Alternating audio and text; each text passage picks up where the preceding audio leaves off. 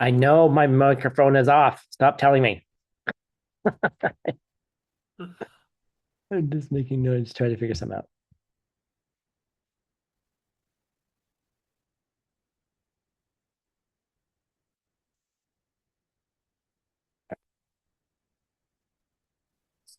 Oh, no, I need to change.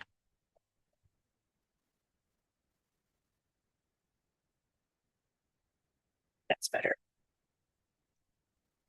Sorry, the light changes as the sun's rising. So let me just get this right for you guys. That's better. Okay. All right. Okay. There's that color's better now. All right. So what I was thinking about um during the break is that I was thinking a little bit about emotions, which had nothing to do with what we were talking about. And and oftentimes, like, I had a really good friend who called me the other day and was very upset about something that happened, and their partner was slightly dismissive of the reaction because they basically were saying, look, you're overreacting to this situation. And she basically realized that, like, the emotion she was having was kind of an alarm system as well, that something wasn't right. And basically, her reaction to the reaction was intense, but the initial alarm system was like something wasn't right. And I think this is sort of like, oftentimes I think people believe that they get the message that, like, oh well, we shouldn't have emotions because, oh, it's bad because it plants bad seeds, like I shouldn't get angry, or I'm sitting on the couch. I told her the story of when I was sitting on the couch feeling like intensely about my roommate leaving. And it's really about the reactions that we have to our emotions, not the emotions themselves, because the emotions oftentimes are indicators. They're amazing indicators of a couple things. One is an indicator of, well, I'm having a reaction to this event, so why, like, what's going on, like, to get curious about it. Maybe something isn't safe, maybe something isn't cool, maybe someone crossed a boundary, you know but it's what you do with it afterwards. Like, don't be ashamed that you got angry.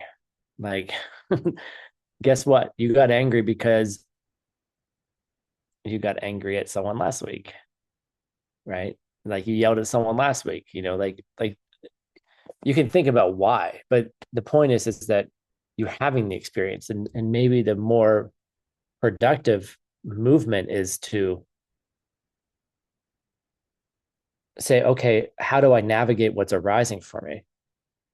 Like, don't tell yourself you shouldn't be having the experience. You are having it. Right? So how do you move forward with it? Like, how do you react to it? Like, how do you investigate it? How do you choose your next steps? Like, I was sitting in a meeting the other day, and my body language got all like, I leaned back. I started like crossing my arms. I leaned back. I crossed I basically like closed my whole body down. And, someone pointed it out to me, and I said, well, yes, because I'm frustrated right now, but I'm trying to respond in a way that's going to be helpful and not harmful. Like, I know I'm frustrated, you know, but I'm trying to figure out. And then sometimes I ended up getting up and moving around, and you know, had some clarity around it. But, don't shame yourself. Like, you're human. Like, I think sometimes if we spend a little bit more time being human and accepting other people's humanity too, we might make some more progress. So speaking of progress, let's get through this because I could go off on a tangent here. So we left last class talking about how do we evaluate what a Buddha says, right? The teachings, like how do we evaluate them? And then in 3 ways we talked about it. Does it align with your direct perceptions?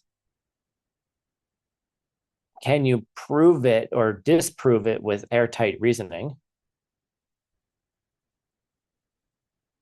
And thirdly, are they free from internal inconsistencies?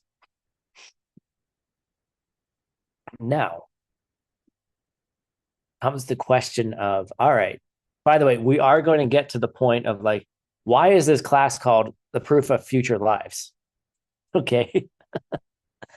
We haven't even talked about that yet. Like, well, we went on a total different trip. So when we look at the arc of this course, like the whole, like what is this course doing? And I said the point was to prove things that we can't perceive directly. One of the things we're trying to prove is,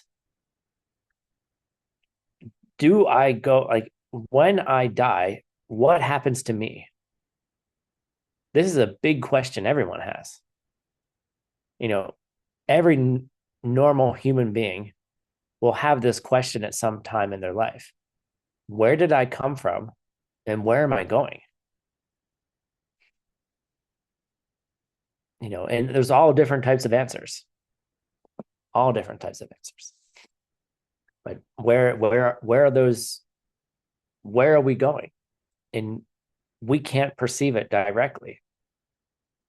So we're trying to ask different kinds of questions and maybe use different methods to show people, well, maybe there is something that is, once you die, is at the end, or does it continue on?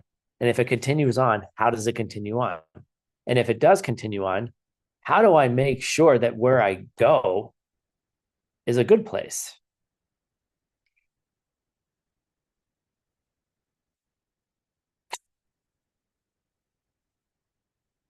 Evgeny, I think we would be like besties if we lived in the same city. Like our humor is very similar.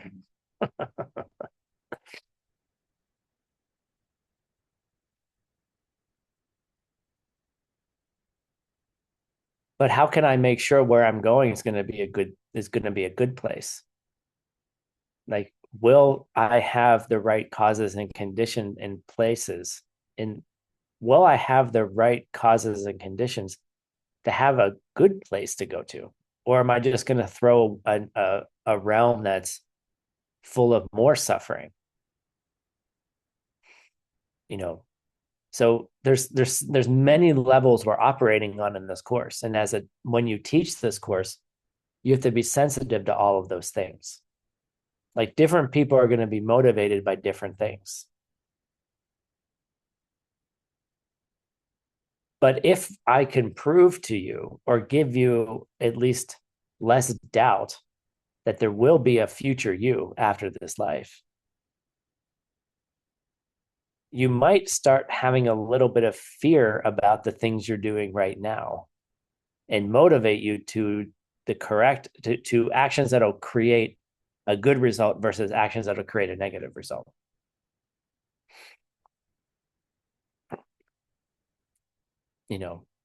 It should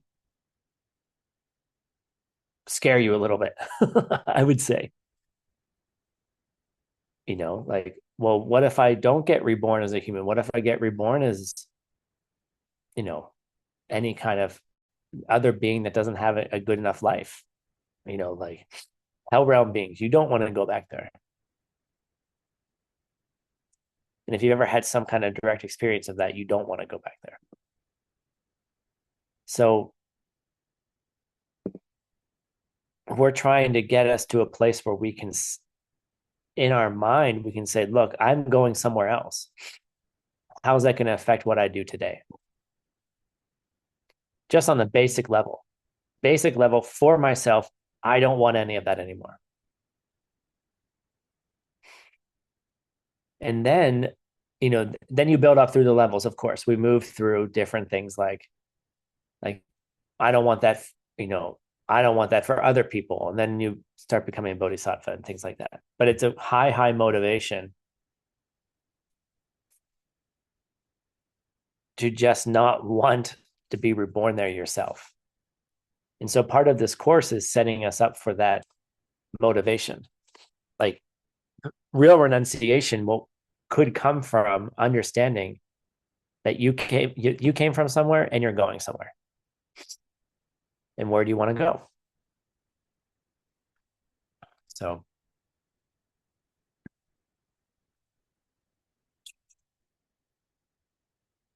now we had just left about like how do you determine if the teachings are correct? Now, how do you interpret what the Buddha has to say? This is an important question. How do you interpret the things that they say that might seem like contradictions? And this is part of what ACI 15 is about, but we introduced it in ACI 4. I've had people tell me, well, 3 years ago, you said this. And I said, I guess so. But I'm saying this now. That's a contradiction. Maybe. But maybe I had something else in mind when I said it 3 years ago. Right. And I'm not a Buddha. So, good luck interpreting a non-Buddha, but much more so even interpreting a real Buddha, right? Like how do you interpret what a Buddha said when you read the sutras, when you read through the different schools? And as a teacher, as you're moving into being a teacher, your facility to be able to evaluate what a student needs in a particular moment. What does somebody need right now? Like what's going to get them forward right now? Like if you try to over blow people's minds up with upper middle way, that's not the nicest thing to do. I promise. In most cases, like compassion is a good place to start. A hug is a good place to start. Connection with somebody, you know.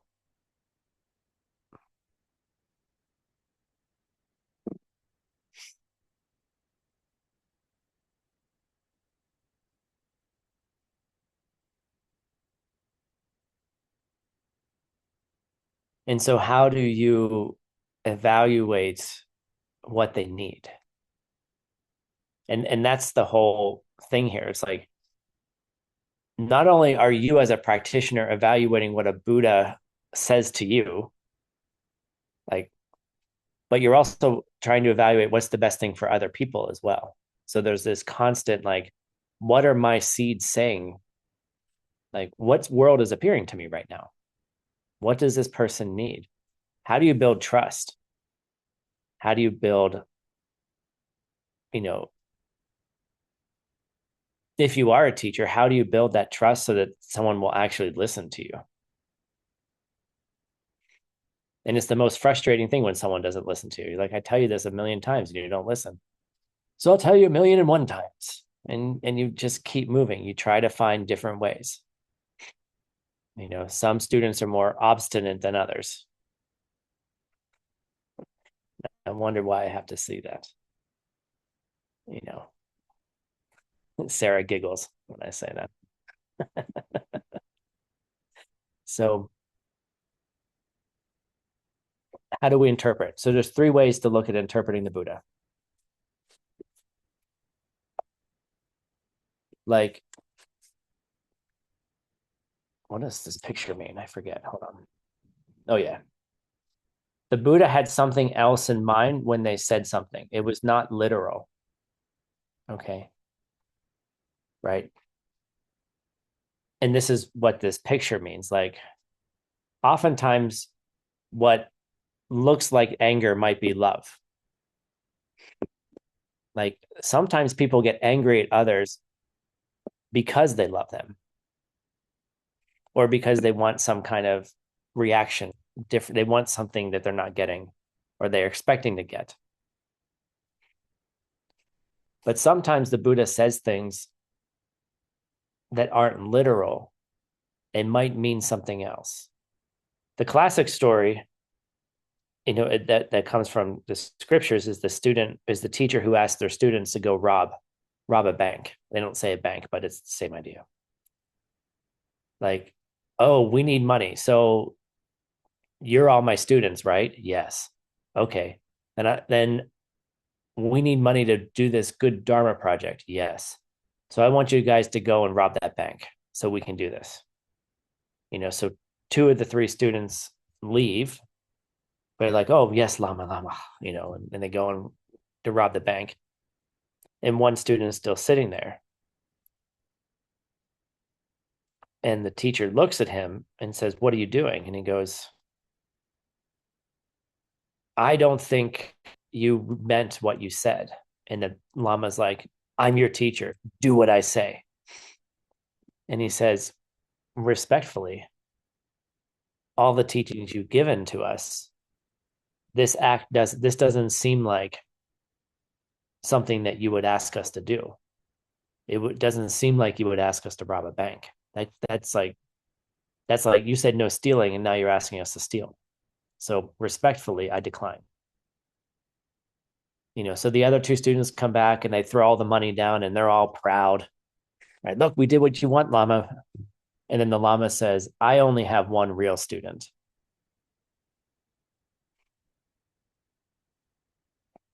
Right? Because the one student actually listened to the teachings. And then the teacher tested them. Right? And so the idea is that oftentimes Buddhas will say things that on face value mean something else. And you have to evaluate it. Like, what did they really mean? And this is what the fun thing is. Like, you have a bunch of students, the Lama says something, the Lama leaves, and the students sit there and they're like, what do you think he meant? Like, what did he really mean by that?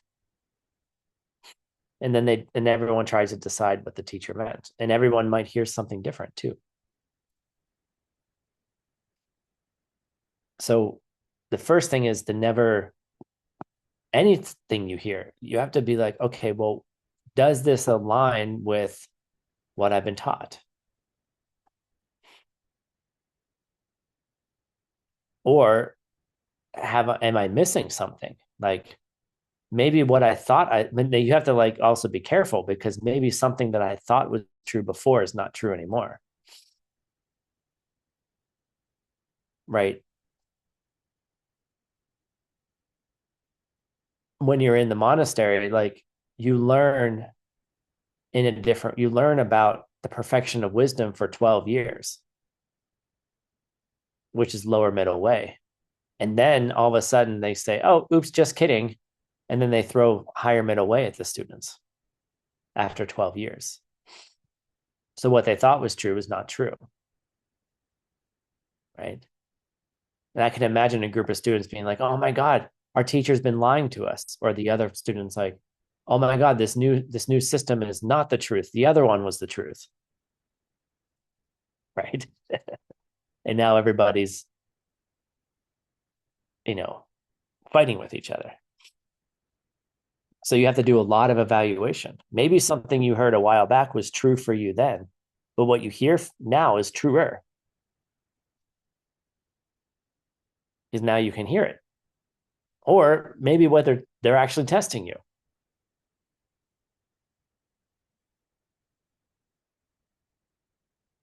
And if you keep getting the same reactions from them, maybe they're trying to show you something that you haven't figured out yet. So Gus, it's a lot of interpretation. Good luck. All right. The next one is contradiction.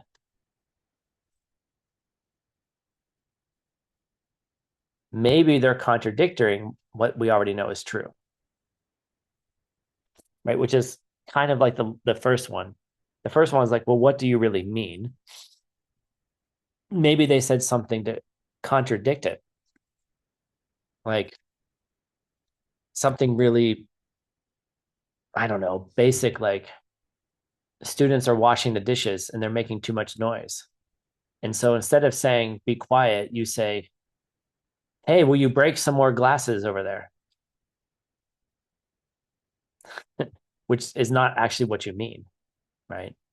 You're basically saying, shut up, but you have to like look at what's being said. Are they contradicting themselves on purpose?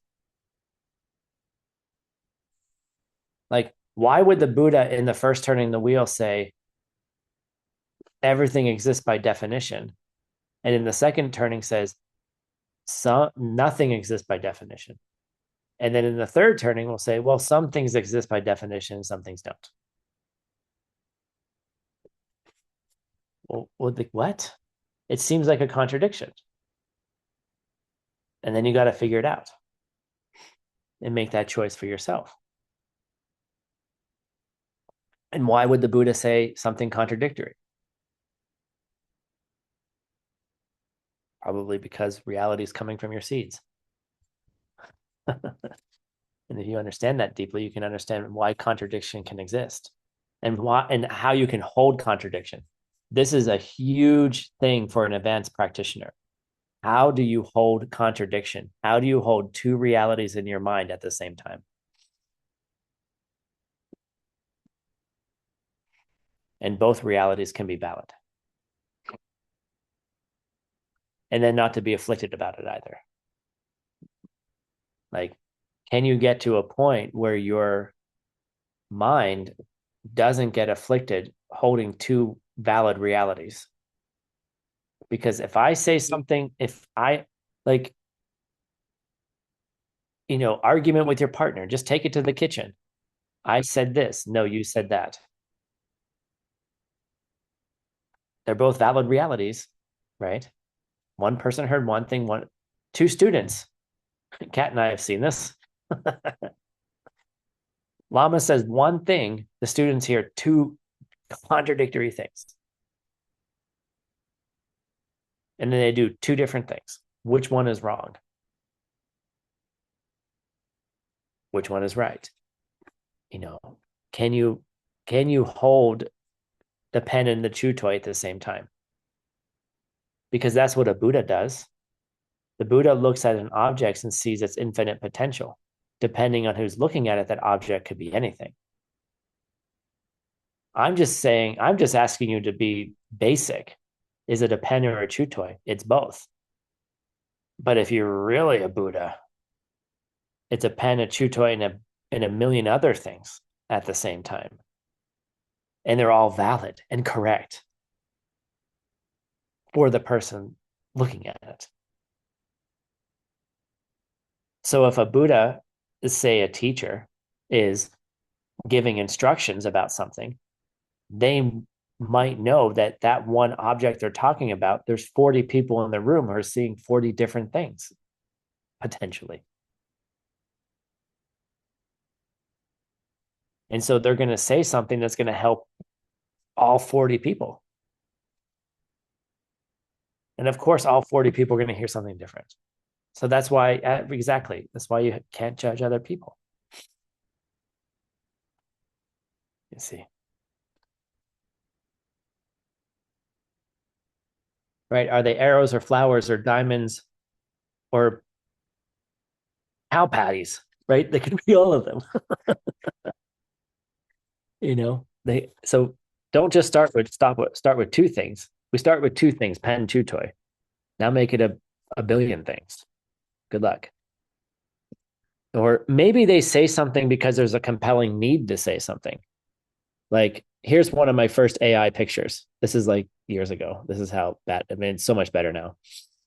Like, this little girl is about to touch the hot stove. And mom is yelling at the daughter to not touch the stove. Is mom mad? No, mom's not mad. Mom is protecting the child, right? You're not actually mad. You're just having to pretend to be mad so the child doesn't put their hand on the burning stove. And eventually the child will burn themselves in some way and understand what you mean.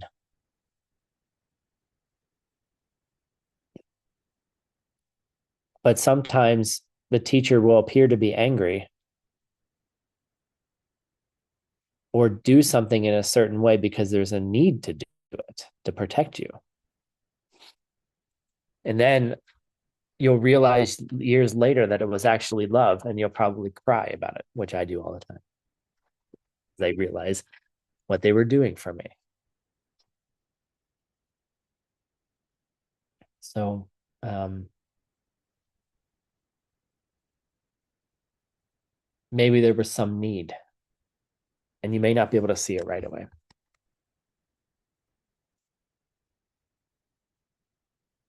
So, one of the qualities of a Buddha is someone who is omniscient, right? But what does omniscient really mean? Like, what is it? What is it? What is the function of it? And the most important function of omniscience is that that person knows what a student or anybody needs to give up and what to take up. Like, what is it that are the true causes of things? So, what does somebody need to stop doing? And what do they need to start doing? So, it's not just enough to be all knowing, like, know every single thing in the universe. But more importantly, they need to know, well, what's going to help you along your path. So you can get rid of all of those wrong ways of seeing things. What do you need to stop doing? And what do you need to start doing? So sometimes people need Abhidharma. Sometimes people need sutras. Sometimes people need mind only. Sometimes they need lower middle way.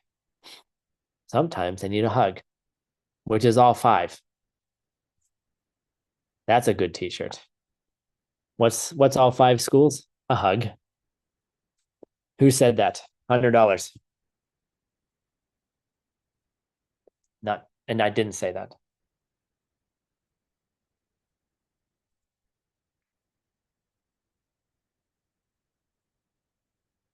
All right, cancel the bet.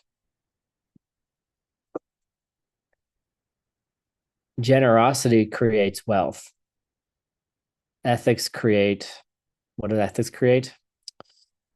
Can't remember all the correlations right now. The Nagarjuna's correlations, each of the six perfections, right?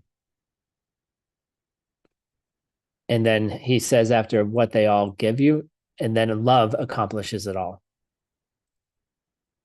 So I've summed up love as a hug. Sometimes a hug is all of it. And you'll understand what that means later.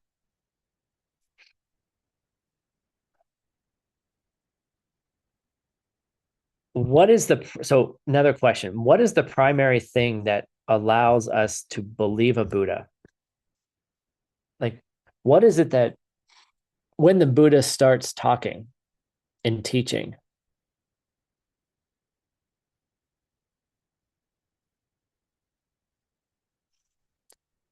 stop contradicting me, Marina.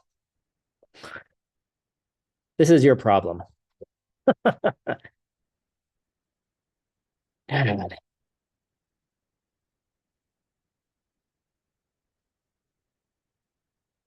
What is it? So why does a Buddha, like, why do we trust a Buddha when we first meet a Buddha? Right, Heidi, because a Buddha describes excuse me, a Buddha describes suffering so well that they seem like they know us. They understand our condition. Someone who can understand your condition can help build the trust to help be like, okay, this person described things so well that maybe they know something.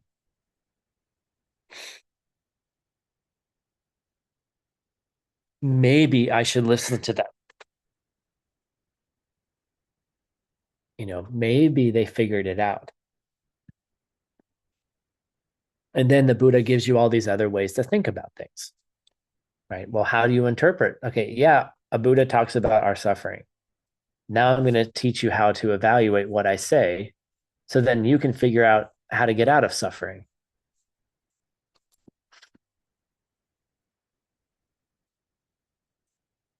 Okay.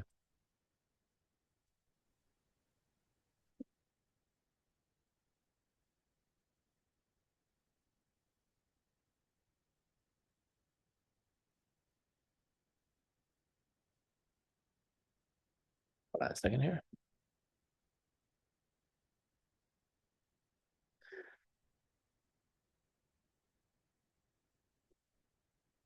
So in this line, Dignaga's line, I bow down to the one who turned correct, the one, the semikebu, the one who is the perfected valid perception, the one who cannot lie, the one who turned correct, and then the one who helps all beings. Okay. And so there's three different levels of helping all beings.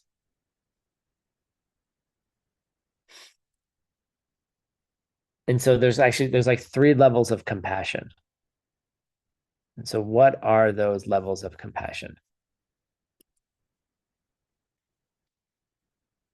The first level of compassion really is it's just a wish. It's the wish to help all beings. By the way, we're now in class 8's content if you cared.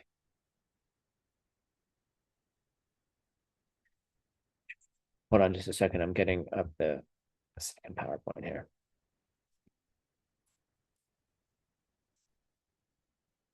If I had just done this way. Okay. The first type of compassion is, ooh, I could do that. That's kind of fun. Ooh, I like that. We'll do it this way. How about that? That's kind of fun. The first kind of compassion is a wish, right? It's you having the wish to free others from suffering, right? That's the first level of compassion. You're just wishing that you can do it, but you haven't taken the responsibility yet. The next one is called great compassion, Mahakaruna, which is the wish that all others be freed from suffering. And you made the decision to do it yourself. You made the decision to protect all beings. You made the choice. And this is why I like this picture, because you made the choice. You're going down the path right now, right? You made that choice that you will free all those beings. And then the third level of compassion, holy great compassion, is the compassion of an enlightened being who actually is able to do it. Okay. They're actually walking that path.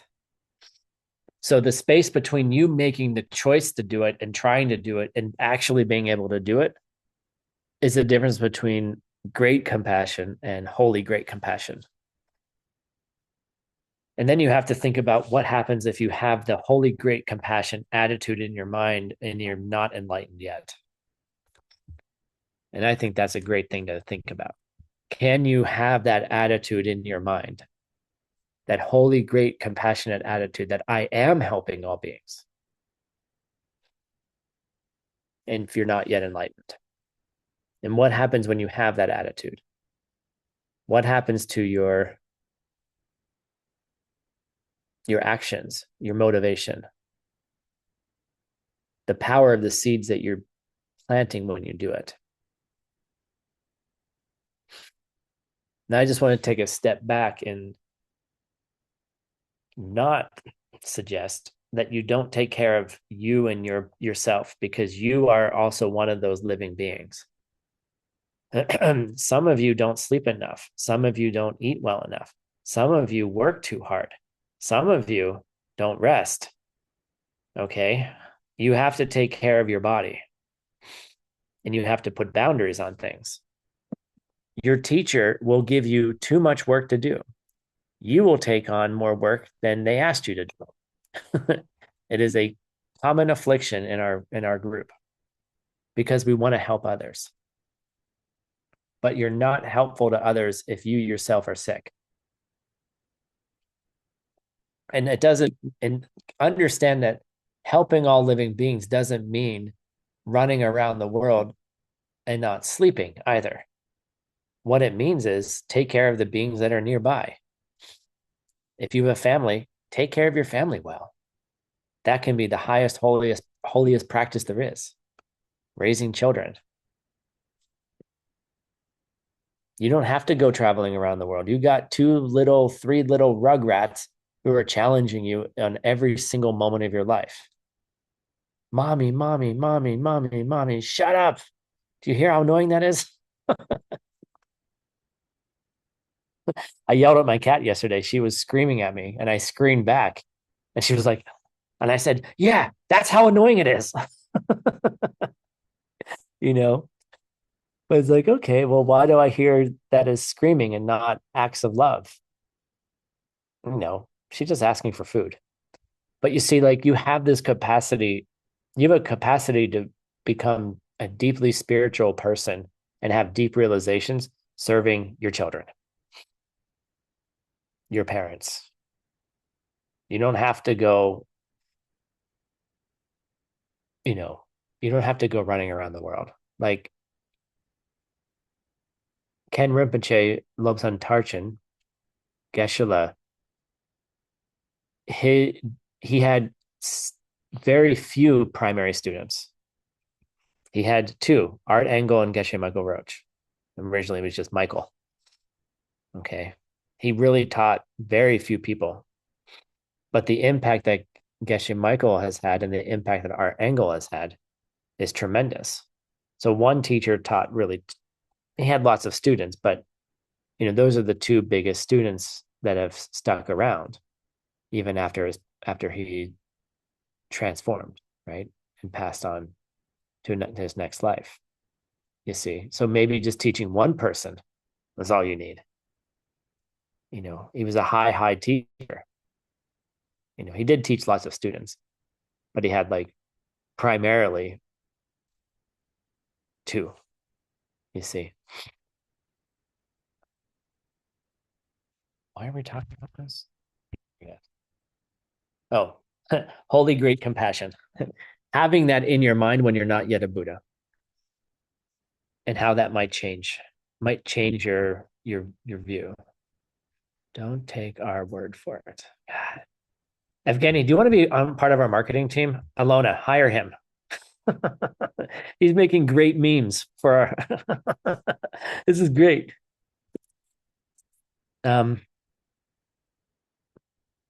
Okay. So now we're going to get into the argument of past and future lives. And now we have to understand a few things.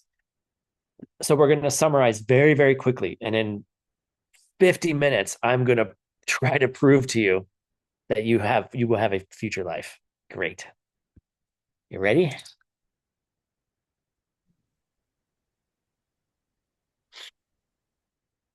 So here's what you need to know, and especially as teachers.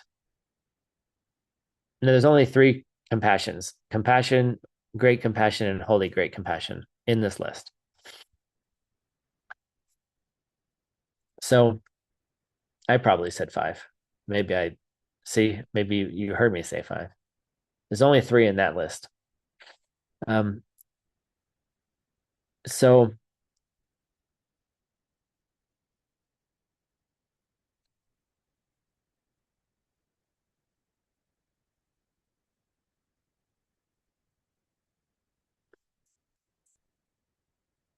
so we're going to talk about first what it's not to understand what it is. So we have this built-in belief, okay? And the built-in belief is that me is me. Like I am Tim. My body and my mind is me. Like we can use words like this is my body, this is my mind.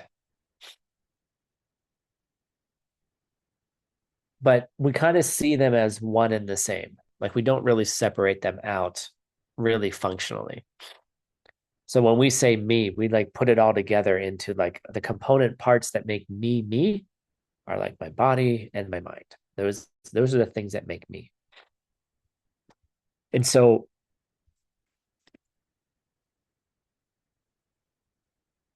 there's some wrong views to get to the right view. And so mainly, and this is what we like, we have these people called the Shravakas, which we always like we make fun of them, but these are really things that we all believe. So we give labels to like the school of thought that thought this wrong idea, but really the wrong ideas are in us. Because if because if how do I say this? If the wrong idea wasn't in you, you wouldn't see it in your world. Like if there wasn't a part of you that had that wrong idea, you wouldn't see it. I had the deep belief that I was abandoned as a child in the sandbox. Okay. Change that. And then mom all of a sudden overnight is like, hey, are you happy? Let's talk about your emotional state. All the things that I ever wanted when I was a 4-year old and a 10-year old and a 15-year old and a 20-year old that I didn't get. Right. If it's in your world, it's probably because it's in our mind somewhere. So the relationship with the body and the mind, they believe three things, especially at the time of death. So they believe that the mind dies when the body dies. Okay. And there's three different ways that they believe that. The first way they believe that is that the mind is a quality of the body. So the example we use is that the mind is a quality of the body, just like in the way that alcohol can make somebody drunk, right? Such that like you consume alcohol and then your mind is, however, I mean, drunk can mean different things to different people, but intoxicated, like your mind gets intoxicated. There's a physical thing, the alcohol, that then turns into an intoxicated mind. Okay. I drank alcohol and therefore my mind was intoxicated. Right. So there's some kind of, so they say that because the mind is a quality of the body, that there's such a deep connection with it that when the body dies, the mind dies. Right. And you kind of have, if you've ever drank any alcohol, like, or caffeine or anything, right? I drink my green tea and I feel caffeine. If I drink an espresso, I feel like there's a stimulant, right? I drink alcohol, I feel drunk. You feel like there's a connection between your body and mind. So if the body dies, the mind dies. And you have that fear. We all have that fear. We all believe that in some way. Another way is that to think about it is that the mind is dependent on the body in the same way that this painting is dependent on the wall, right? You can't have a painting on the wall without the wall, right? So you can't have a mind without a body. So that's another wrong belief, but it's something that you believe. I mean, you feel it. You're like, well, if I don't have a body, I don't have a mind, period. That's why we protect our bodies so much. That's why we do things to protect ourselves in wrong ways, but we do it to protect ourselves. And protection mechanisms are probably some of the deepest afflictions that we have. And some of the deepest things that will be these connections that we believe are natural between the mind and the body. And then thirdly, they also believe is that the mind is a result of the body. just like light is the result of a light bulb, right? You can't have the light without the light bulb, right? The light bulb wasn't there, you wouldn't have the light in the room. So if you didn't have a body, which would be the light bulb, you wouldn't have the mind.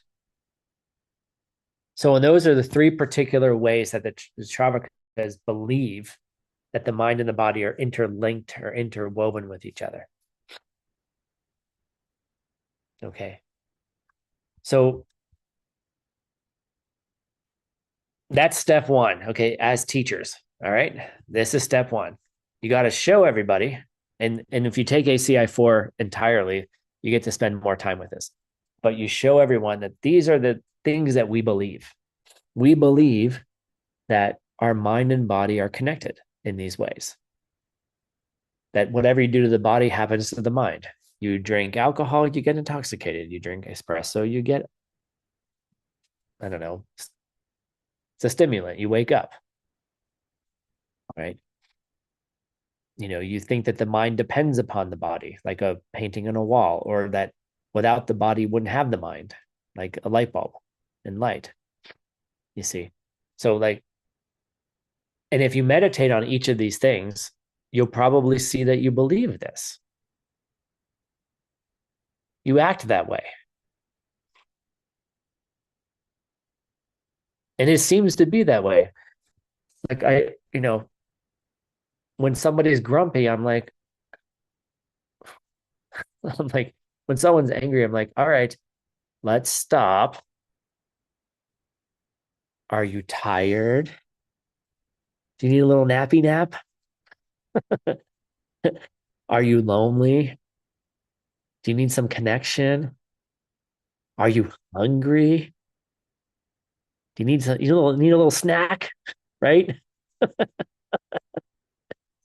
Right? You start there. Like put your like and we believe it, right? And it seems to function that way. Like go get a snack and go take a nap. Like, did you miss your nap today? you know? And then your mind, like, but it seems to affect your mind. There now I didn't say there wasn't a relationship, okay? But that's how we operate on a day-to-day basis. So now we need to go to the second step. So the second step in the argument is material causes. What do I mean by material causes? Like, so I have this cool picture, another one of my first AI pictures that I didn't fix for this one, but I like it. Like this stuff of one thing creates more of the same stuff. I'll say it again. The stuff of one thing creates the same, has the results of the same stuff. Okay. Meaning physical things create physical things, right? Like you put a seed in the ground, you get a sprout, you get a tree. The stuff of mind creates the stuff of mind. That's right, Shanti. Halt. Hungry, angry, lonely, tired. Right? That's what, like, exactly. So the stuff of mind creates more mind, and the stuff of body creates more body. What do I mean by that? What is the thing that becomes what was there before the thing became the thing? Okay. When you have a tree, like I have a money plant over here, like what was what was there before the money plant became the money plant? Okay. Well, it was a seed. The seed flopped over, it's a physical thing, flopped over and became a tree. Okay. Now the mind is very similar. Now this is the part that you have to accept until you logically figure it out.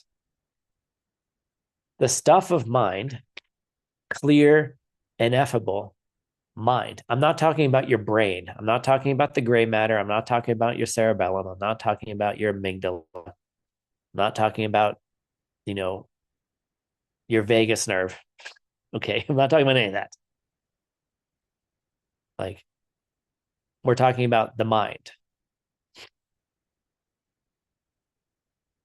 There might be a relationship between some of those things, but the mind itself is clear and ineffable and aware, right? The definition of mind is clear and aware.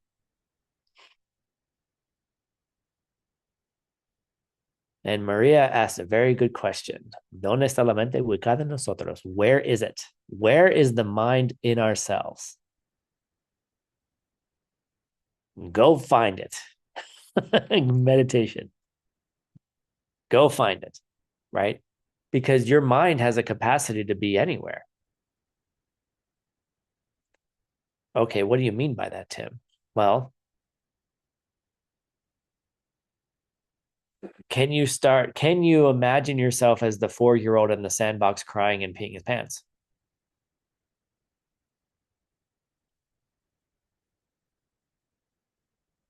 I mean, you probably have your own story. Okay, I'm just giving you my story, right?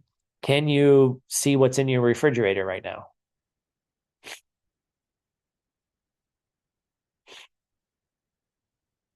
Okay. You might be the body too, Alona. I will contradict you just to make points. So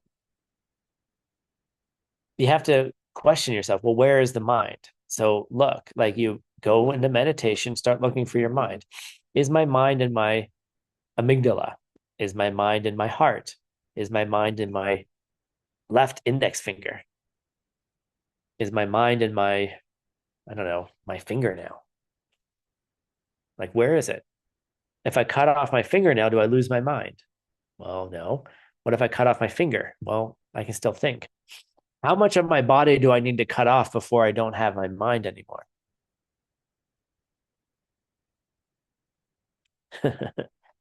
What if I cut off my nose? What if I cut off my right ear? You know, where's my mind? If I cut off my head, is it in my head? Well, what part of my head? Right? Like you have to if you start analyzing it, like you might not be able to find it. Where is it? Like there's something fishy going on. This is what Nagarjuna would say. There's something weird. Like, where's the mind? So getting back to material causes, like something can't create something that it's not, meaning materially. Like physical stuff can only create physical stuff.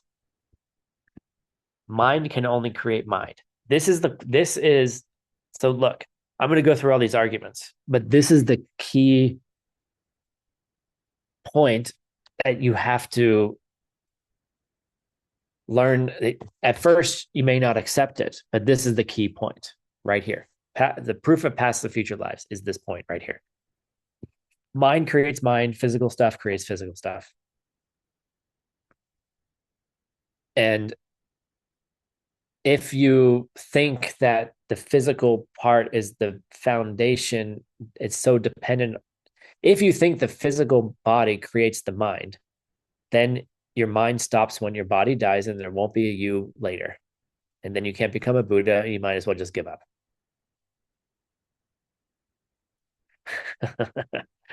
Sorry to be so crass about it.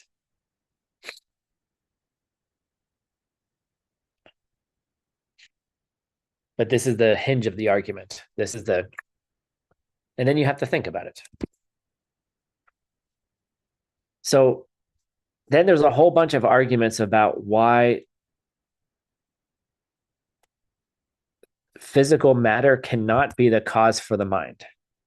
Okay, so we're going to go through arguments that say why physical does not mean mind. And then you're going to have to eventually meditate on this for yourself to come to the realization yourself if you believe it or not. And I'm not telling you to believe it. I'm just saying this is what I think. And I struggle with these. Like I still think my body creates the mind. Sorry.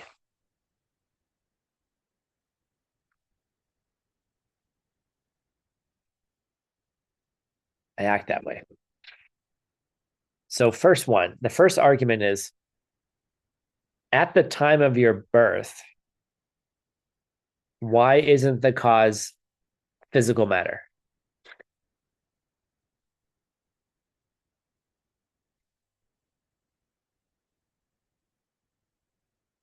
And the argument goes like this.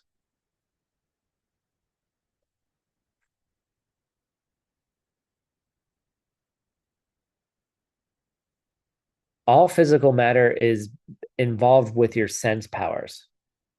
Okay. Like your eyes, your ears, your nose, your mouth, all of those things. Like you're sensing things with it. Okay.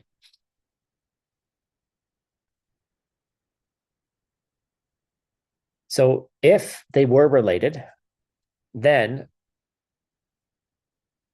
either one or a combination of all your sense powers would cause the mind. All right. Like your eyes, your ears, your nose, your mouth. Okay. Your skin, your proprioception, all the things. If all of those things were the cause of the mind, here's the argument. Then if you lost one of them, you would lose your mind.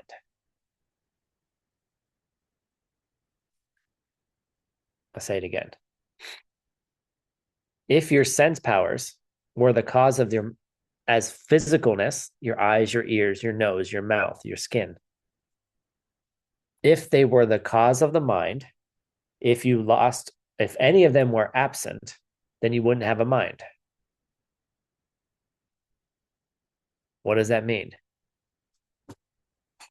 Rosalia, I come up to you and I take out one of your eyeballs.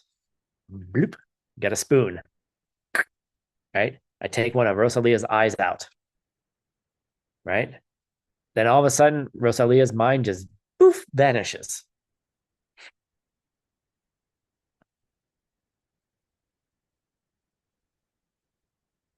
Right? If the sense powers were the cause of your mind, then losing a sense power would be a cause to lose the mind.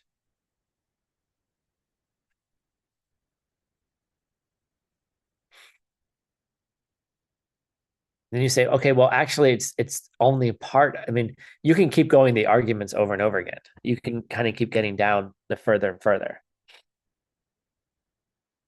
because your mind couldn't come from one of them or all of them together or some combination of them.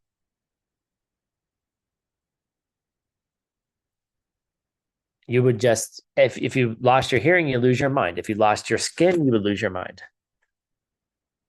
You lost your sense of smell. If you've ever had COVID and you lost your sense of smell, then you wouldn't have a mind. And that makes no sense, right?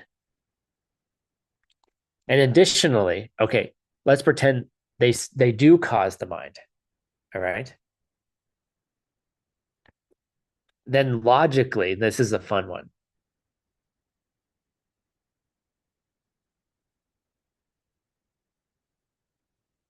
If the mind was materially caused by all the senses, it would have to have all the qualities of those senses. So then you would be able to see with your memory, or you'd be able to hear with your memory. Your thoughts would be able to smell. If they were the cause of it, your mind would be able to do all of those things. And you have to think about it. Like all of these are just teasers for you to then meditate on them. Like we were talking about Nagarjuna yesterday in Mixed Nuts, like how a seed doesn't create a tree. What do you mean a seed doesn't create a tree? I put it in the ground and it created a tree. Well, yeah, but when did the seed become the tree? Once it became a tree, it was no longer a seed. So the seed didn't exist when the tree existed.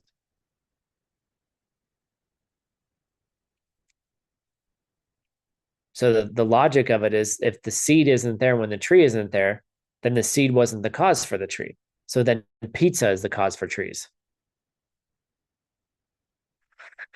Anything in the universe could be a cause for a tree because the seed and the tree don't touch each other.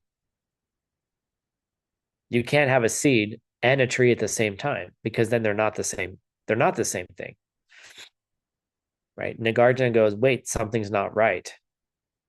I didn't say that by putting a seed in the ground, you won't get a tree. It's just how it becomes a tree is very different. Okay. It's the same thing here. Like if the senses were the cause of the mind, then the mind would have to be the senses. So then anything you would do, you would smell with your mind. And that doesn't make any like memory would be you would smell memory. Now, you have to think about it. Like you have to spend time with it. And we don't have time in this class to go through every single aspect of the argument. But take it to your meditation. Be like, well, does that make sense? Did what Tim say make sense? Does a seed not create a tree? At what point is a seed a tree? Hmm. At what, so who cares when a seed is a tree? At what point did you become you? That's a more fascinating question. That's what we're trying to ask. When did you become you? At what point did you become aware of you? When did that awareness come from? When was the first moment of awareness? When is the last moment of awareness? What happens when you die? Where does that awareness go? That's a more interesting question. But if you think about your physical world, like even the physical world doesn't make sense, according to Nagarjuna. That tree outside my window that gives me terrible allergies was a seed at one point. It's actually releasing all of its seeds, right? And I'm allergic to them, right? Fine, right? All the pollen is going everywhere, right? And it's making seeds. Like then the seed's going to create more of these stupid trees that I'm allergic to, right? But when did the seed become the tree? When it sprouted. Oh, so the sprout's the tree. The sprout's still the seed. Well, no, the sprout is not the seed. It came out of the seed. So it's not the seed anymore. When is it no longer a seed? Right? You gotta where did it start? When did you start? That's more important. I'll just cut down all the trees that make me allergic. Like that's gonna get rid of them. My doctor or my mom said, why don't you just cut down the tree in your backyard and then you'll feel better? And I said, Mom, the entire mountain I live on is covered with them. Right? Understand the source of the allergy and get rid of it. Like, you know, but so the idea is like, how do you look at yourself? When did you start? How did you become you? Well, it wasn't your physical senses. Okay. Then it was then it was all the chemicals in the world. It was you're made of chemicals. Right? Here's my picture. Oh, sorry. You guys can look at the PowerPoint later if you want to study more. Here's the your mind came from chemicals. Oh, okay. What do you mean by chemicals? Okay. So we took all the atoms that make up your body. Okay. All the nitrogens, all the oxygens, all the carbons, you know, all the little lithiums and the boron and all these little like tiny DNA strands. And we, all those chemicals, we put them into a pitcher, into a beaker. All right. Put them all in there and we mix them up. We start shaking them up, right? All the chemicals are there, right? And we figured it out. We shake it all up, right? Put some magic into it, right? And then therefore you get Tyler, right? This is Tyler, right? Here he is. He's in the beaker. Like, it's like like a bartender, right? Shaking it up. We're gonna shake it up, right? And then you get Tyler, right? That's how you became Tyler, right? They put it all together. That's what you think, right? You put them all together, you shook it up, you know, sperm and egg came together, magic of life, right? Right? The cells started expanding and then separating and splicing themselves and then differentiating themselves. And your mom is like eating pickles and all the things that moms eat. I don't know, that's just, rumors, but like things that mothers eat when they're, making a baby, right? All the food, all the care, all the nurturing, right? All those chemicals went into the uterus and then went into the little baby, right? And that made the mind, right? It's no different than putting all the atoms into a into a what are those things called that the bartender uses, right? The mixer, right? Shaking it up, right? It's no different. Like that's where your mind came from, right?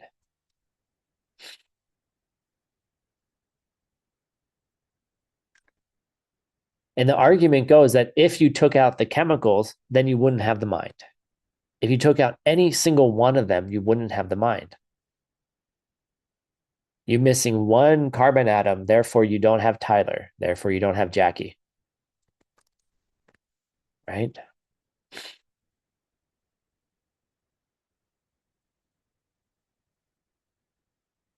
And so like you have to think about these things. You got to take the time to go through that. But if you just came from the chemicals, anytime you put the chemicals together, you would get a mind. You would get you.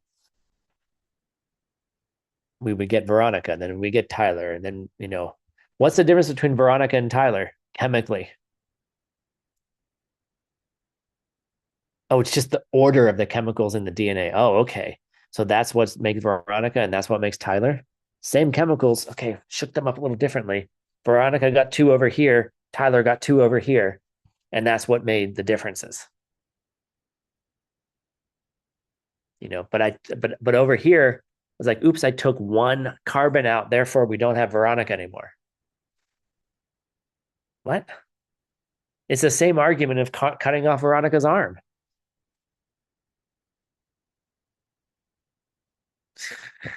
Okay, you have to think about it, right? Cut off Veronica's arm and there's no Veronica. Okay, same argument.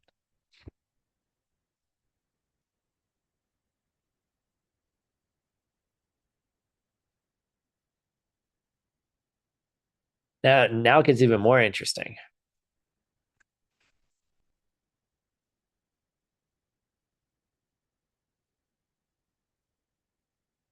What if my mind? Oh, she was eating her breakfast, Tracy. Well, what if my mind comes from my parents? What if somehow like my parents' mind becomes my mind? Like they somehow their mind, part of their mind gets sucked out of them and then gets puts in me. Like part of my mom's mind and part of my dad's mind got sucked out of them and got merged together and became my mind, right?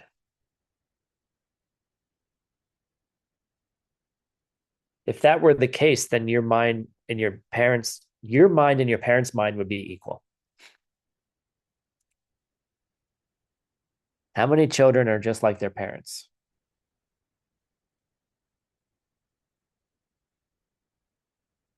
I think a lot of you would be offended. You're acting just like your mother. You've probably heard that one before, and maybe it is true. But if part of your mind was made up of your parents' minds, then your minds would be the same.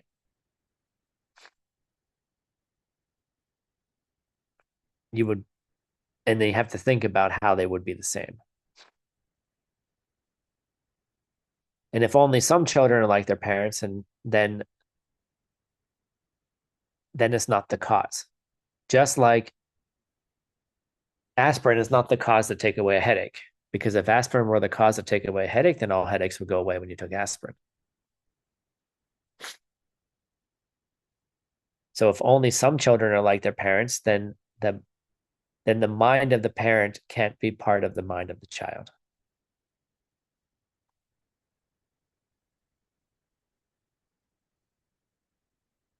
Because if it were always the case, then it would always be the result. Okay. This is why like Nagarjuna kind of like is infused into the second school. Like this is what's so cool is that the highest school is actually infused. The arguments are exactly the same, frankly. And then when you start seeing it, it's really cool. And that's why they're not contradictory. So the underlying principle of Dharmakirti's argument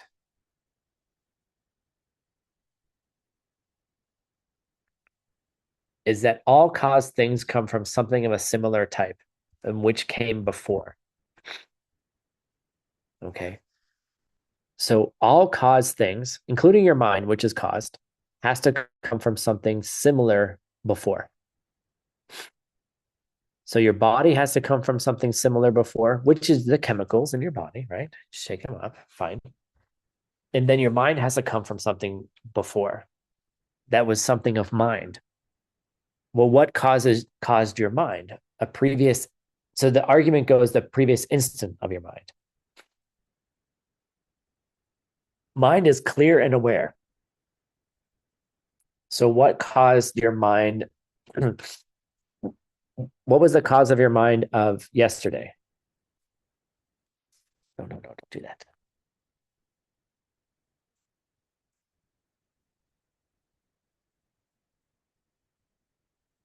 The day before. And what was the cause before that? The day before, the moment before. You kind of start going backwards. And then you get to the first moment of awareness of this life. Well, what caused the first awareness of this life? Did it just come from nothing? And that's the argument. Your first moment of awareness, where did it come from? Did it just come out of nothing? The Big Bang. Thank you. Right? It came from the Big Bang, Tyler. Right? Nothing doesn't come from something doesn't come from nothing. Impossible. Right? It had to come from a previous moments of awareness. And this is the argument. I'm not going to prove it to you. You have to prove it to yourself.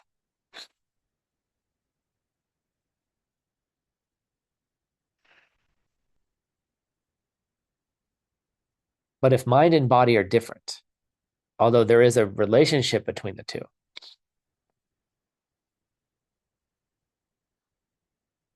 then your mind must have come from a previous moment of mind, which would have been, that's why they call it a mind stream.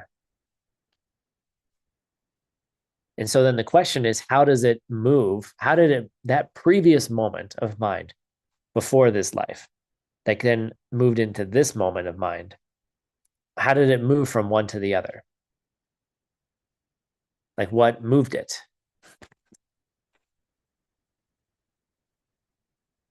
And what they say, and then the rest of this class is all about, it's all about like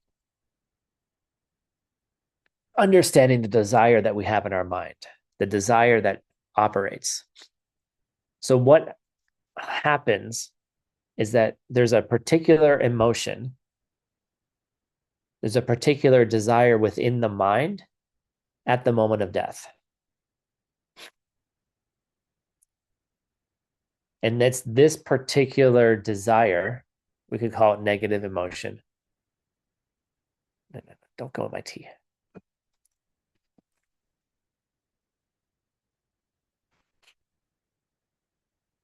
That forces you to cross over into the next life. And so Dharmakirti has a three-part argument for this. Ooh, what's the meme now? Nice.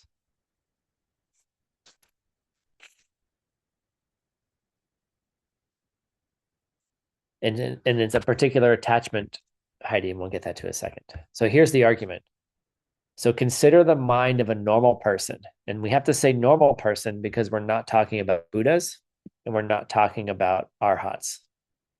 And we're really not talking about Aryas either, but a little bit. But consider the mind of a normal person at the moment of death. The mind crosses over into a future mind.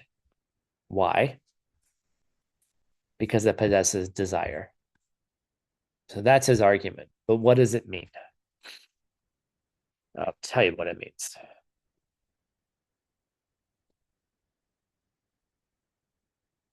And there's pictures for most of these things, but you can look at it later. And study group leaders, you can use the pictures that are in the PowerPoint that I skip in your classes as you're going through it. Okay. Let's look at the wheel of life. All right. What's happening here? What is this desire that's kind of stuck in our mind that forces us from life to life? What is that desire that forces us from the previous life into this current life? What was there? And then you start asking yourself, well, is this there all the time? And the answer is, well, of course it is. So link number 2. So this is the wheel of life. We don't have time to go through the whole thing here. But there's 12 links. Starting here with link 1 up to link 12. There's the different realms. There's the different things that motivate us. The Buddha's outside of it, pointing to the moon. Mainly, we're all stuck in here. So at link number 2, this is us planting fresh karma. Okay. Which is based in link number 1, which is based in misunderstanding where things come from. So you plant fresh karma. And then we kind of scoot on forward to link number 8. The rest of the links are interesting, but it's more, we're just skipping forward, give you the highlights. In the mind arises a particular kind of desire, or we call it just, let's call it some kind of negative emotion. And there's 3 types of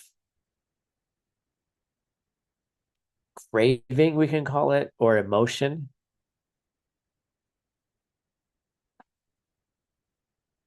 that motivates the seeds in a certain way. One is, we call it just desire itself, where you don't want to lose something that you like. I want more of this. I want more time with this person. I want more of my partner. I want more love. I want more money. Okay. An attractive object. Another type of emotion in there or is, well, we call it fear, but it can also mean destruction, where you try to avoid things you don't like. And all of this is with misunderstanding, by the way. Link number 1 is misunderstanding. So you're already seeing the world as coming this way. Naturally, you can't stop it. Right? So we naturally gravitate towards things that we want, and we naturally push away things that we don't want. And that's why we call it, like, it's also called jikse, right? It's called destruction, because you're trying to destroy the things you don't like, and then you want more of the things that you do like. Now there's the third one, which is the most important one. And this is what pushes you into your next lives. And this is the key. And this is actually the key to breaking the cycle of suffering. This is the key to seeing emptiness directly. This is the key to the successful Diamond Way practice. This is the key for transforming your entire world right here. It's where you desire, with misunderstanding, for me to keep existing. You want more of me, the concept me. The time of death is entirely, it's like when you say, oh, I want a peaceful death, it doesn't matter how peaceful or traumatic it is. It's a traumatic experience because all you want is more of me. Whether you're in a car accident or you're living peacefully on your bed, gasping for your last breath of oxygen, we have this feeling of, I want more of me and I'm losing it.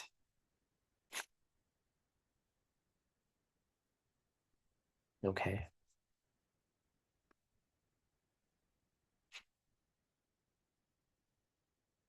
And it's you grasp onto this fear that you are losing yourself. I am ending.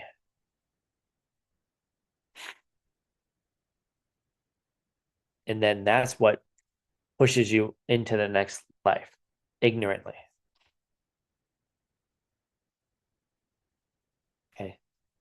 That fear of losing you is also the same fear that prevents you from seeing emptiness directly. Because the first emptiness that you perceive directly is the emptiness of you.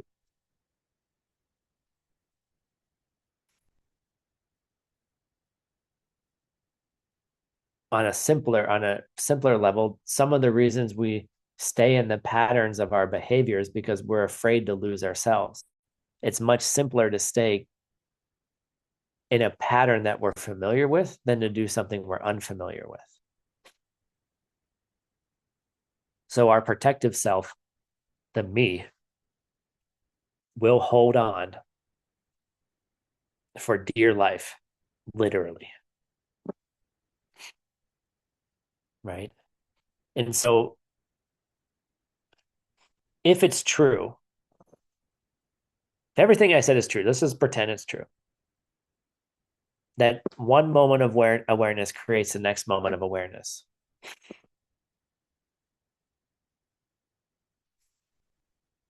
Then what happens at the end of this lifetime?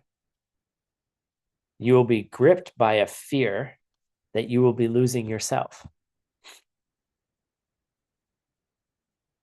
And then depending on what seeds ripen will then throw your next world. Depending on how much ignorance is there, depending on what you did in this life, depending on how strongly you did those things, then there's a whole priority of the seeds that get ripened as you approach death as well, and what might come out in the next moment, because they still will keep going. Causes will keep ripening. Those seeds will keep ripening. And then as much as you might hate somebody and their behaviors and the things that they do in this lifetime, where they might be going is so much worse than anything that's going on right now. And where compassion comes into that is like, oh my God, this person might end up somewhere that is a gazillion times worse than this. And the people that behave in certain ways are just typically, they're just fearful of losing the things that they have. And they're willing to hurt other people to keep them. And that's why, we constantly focus on, to get what you want, you have to give to others first. You can't take, you have to give. If you want more time with somebody, you need to stop taking time from others.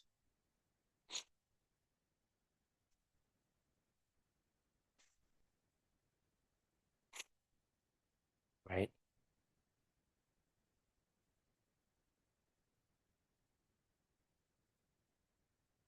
if you want to see more,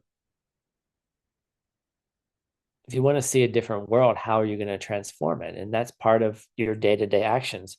And the most frustrating thing is when we see a world that is hurting and suffering and we're doing all the right things and it still hasn't changed yet.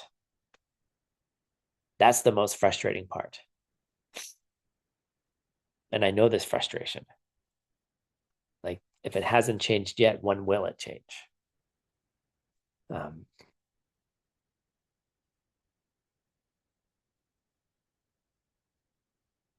and the only answer to is when the seeds change. When will that happen? I don't know. But you're trying to stop a train that's been going for lifetime after lifetime after lifetime. You know, you're being compelled by lifetimes of misunderstanding. And so as good as your understanding is getting now, that other part is still strong. And sometimes we have to do radical things to shift that.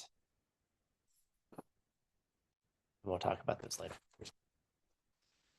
So basically, what is the kind of what is the karma that triggers moving into the next life? That's the last question here. Like, what is this view of me that triggers that push into another ignorant life, a life that's based in misunderstanding? Okay. And there's 4 different types of this, and I have a cute picture for this just so you don't forget. This one. There's 4, okay? There's 4 different understandings of me that can trigger the next life. Well, not necessarily, but there's 4 different understandings of me. If you just understand yourself in a general way without examining it, it doesn't trigger the karma for the next life. Okay. It doesn't trigger the karma for holding on to me. The second one is more about when you see yourself as self-existent. And this line right here, this is the key for transforming everything. And I'm just giving you the highlights of it in the last 30 seconds. Sorry. You see yourself as self-existence, meaning you have some kind of nature from its own side, not coming from seeds based on how you treated other people in the past. Okay. Seeing ourselves in that way, you start with a pen and a chew toy, but then you have to see yourself. You have to change yourself. You have to change the view of self, how you take yourself to be you. And it's a fun game. But this mistaken state of mind is what triggers that karma into the next life.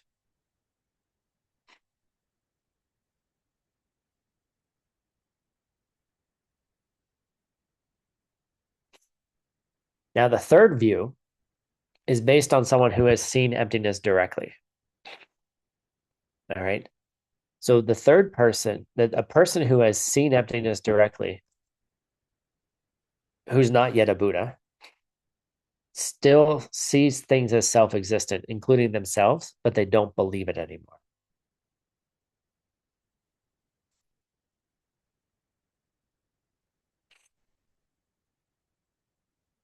So that's why when someone sees emptiness directly, they still have typically 7 lifetimes left before they can reach total Buddhahood.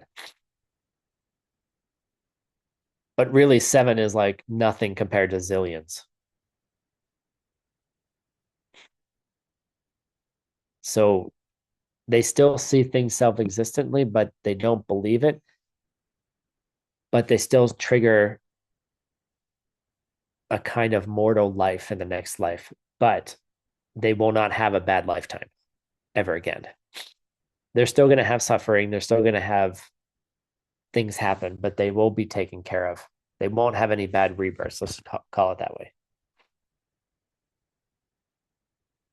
And then the fourth type would be you don't see yourself as self-existent and you don't believe it. And that's you know probably 10th level bodhisattvas in Buddhism themselves.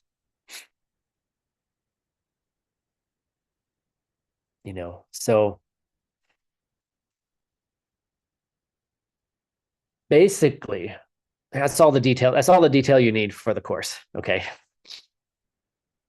But the summary of it is that to understand that the mind is made of something that's different than the physical body. And that's what gets propelled from life to life. But to understand that the depth of it is that there's this inborn tendency to see the me as something that is self-existent. It comes from its own side, independent of how you treated others. And that's the thing. We see ourselves as just poof, I'm here. It has nothing to do with, I mean, to have made it into a human rebirth is extremely rare. So just being born as a human, extremely rare, meaning you had developed in countless other lifetimes the karma to be able to be a human if you are who you look like you are. So it's an incredibly rare opportunity to shift a mind from a mind of misunderstanding to a mind of understanding, where a lot of other beings just don't have the capacity to do it. Seems like it. Like my cats I love my cats, but I don't think they're able to think this way, although I'm suspicious sometimes. You have a unique opportunity. We have the unique opportunity to do something incredibly powerful with this lifetime. And that's the cool thing. But we have to learn why we have that unique opportunity and constantly motivate ourselves. Because a lot of people just kind of waste the opportunity. But I think that's why you're here. Right. And then just to close on this, so we're done with 4 of 15 courses. We reviewed 4 of them. I hope we did all right. We're down to 244 people. Okay. You're still surviving. Rejoice. Okay. Keep going. So coming up in March, we're going to be continuing. How do I say this? Let me reset myself.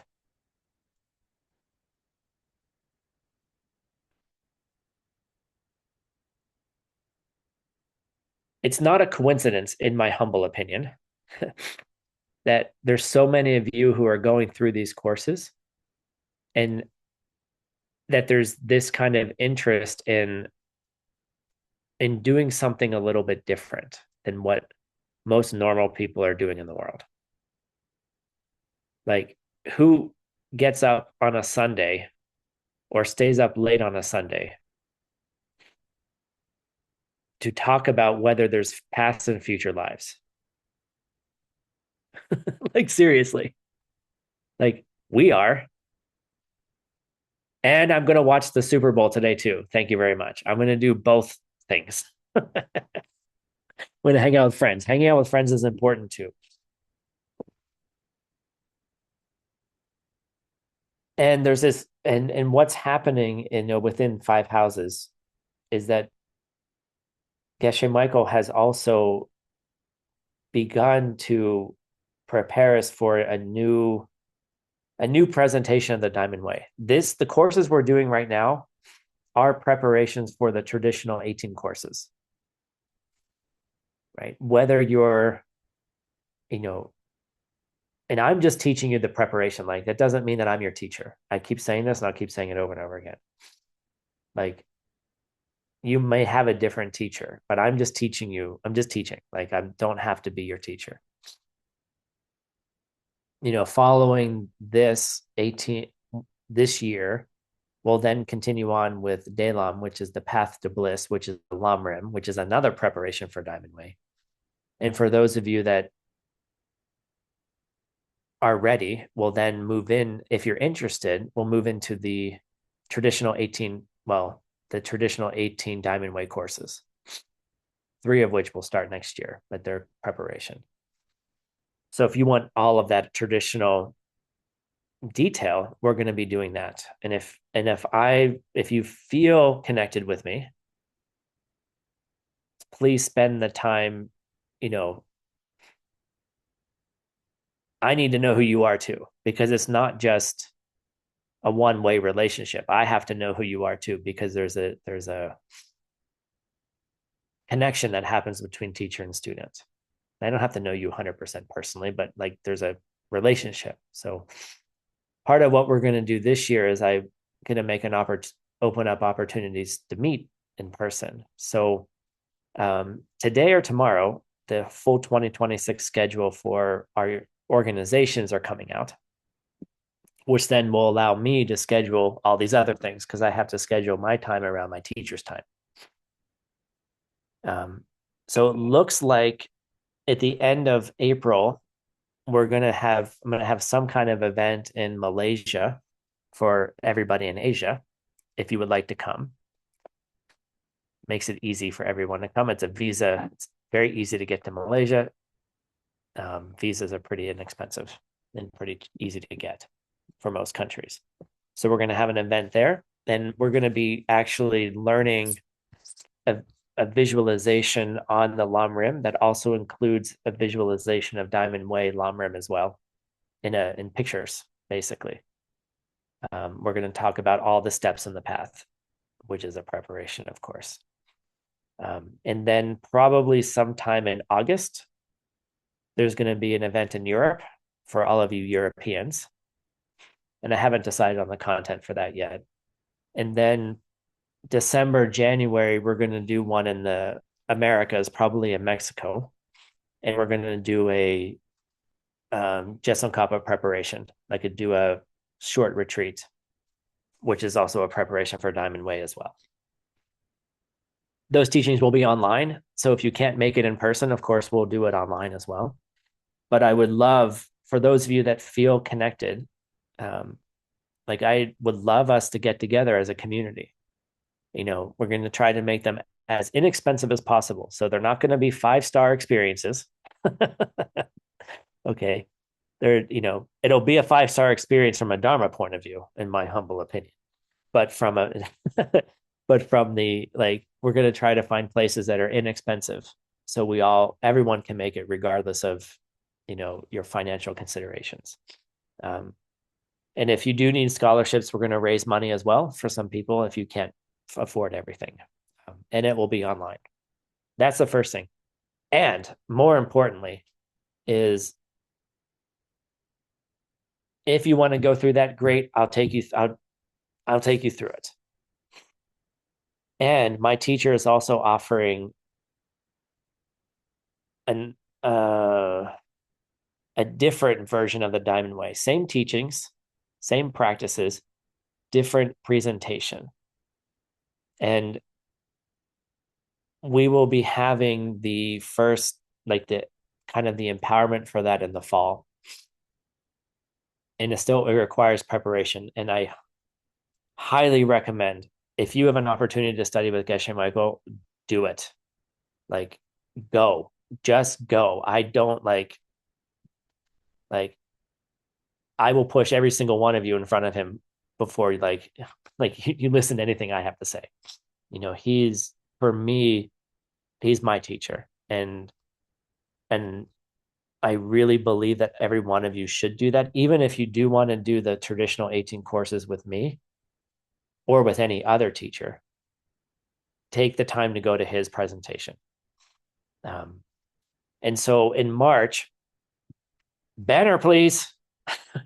In March, we're having the next preparation course for the empowerment. And it's going to be at Diamond Mountain. You can only commute at this point, meaning you have to stay off site. But if you're not able to make it, join the online, please. I beg you. Like, you can join it for up to zero, from $0 and up. Okay. Please, if you want to donate to support all of these great things, please do consider that. But the teachings are free. You know, any money that you do give to the program helps us make it possible. But this is what number is this? This is the fifth of the 6 courses that will be as preparation. Oh, Tim, what happens if I haven't come to the other ones? Don't worry. We'll find a way to catch you up. All right. You need to attend the courses and have done the homework. There's only going to be 15 homeworks, 15 classes. They're short, they're easy. There's like 3 questions each. They're much simpler than the ACI courses. But this is the requirement that Geshe Michaels has asked us to do to prepare for his new presentation. And as a innovator, he's constantly finding ways to make these ideas relevant and applicable for modern people. Like, the traditional presentation is incredibly detailed, incredibly in depth, and it may not be for everybody, but it doesn't mean that you can't get the depth of practice in different ways. And so I highly recommend, like, even if you're going to study with me or you found another teacher that you know is your like heart teacher and you're going to study with them, still go to this. You don't want to, he's a master Diamond Way practitioner who never advertises. Okay. And I've seen, I mean, again, I can't prove to you what I've seen, but I can't emphasize enough. Please go. It's free. It doesn't cost you anything. I mean, we do need the money, and if you can support us, we would love you to support us. But the Dharma has no price, and the opportunity to study with a living master is, you don't want to miss this. So this is coming up in March, and then after this event, I think it's the next weekend after, we'll be doing ACI. We'll be doing the next 2 classes from ACI 16. So you're going to have a little bit of extra time before our next class. But because this schedule is actually at the same time of when I was originally going to do it, we're just moving my class to a little bit later. All right, cool. There's my sales pitch. Please put that banner in the chat so all of you can find it. You don't want to miss that. And then we'll catch you up. Don't worry. If you missed the previous classes, don't worry. It's the perfect time to join. There's no wrong time to join. All right. And then we'll be getting more information later about what the empowerment might look like, what we're going to be doing, and all those other stuff. So cool. Thank you all very much. Appreciate your time. Appreciate your dedication. I know this is hard work, but it should be a little bit joyful. I think it's going to be joyful. I'm enjoying myself, at least. I don't care if you are. I hope you are, and I do care if you are. So anyhow, have a wonderful day. Have a wonderful evening. Thank you to the tech team. Thank you, Anastasia, for managing this amazing bear of a class. All the study group leaders, I bow to you, and hope to see you all in March at Diamond Mountain or online. The program is going to be amazing, by the way. We have so many, it's extraordinary. We just got it approved yesterday, and I have to tell the team that it's approved. So it's the content's really amazing. So have a wonderful day. Thank you. Keep doing your work. Keep motivated. If you need motivation, tell Anastasia, and then maybe I'll give you a motivating video or a cat picture or something like that. So thank you all very much. And then put on your microphones and say goodbye to each other, and we'll see you soon. Thank you, Tim. Bye. Thank Have a you. nice day. Bye. Bye-bye. Дякую, до Thank you. побачення. Pradeep, thank you very much. Appreciate you. Thank you very much. Bye-bye. Thank you. Come back again. Bye-bye. Bye-bye. See you. Bye. Good night. Bye. Bye. Bye. Благодарю. Благодарю. This is our next class. Дякую. Дуже дякую. Дякуємо. Спасибо, дорогой Тим Лан. See you.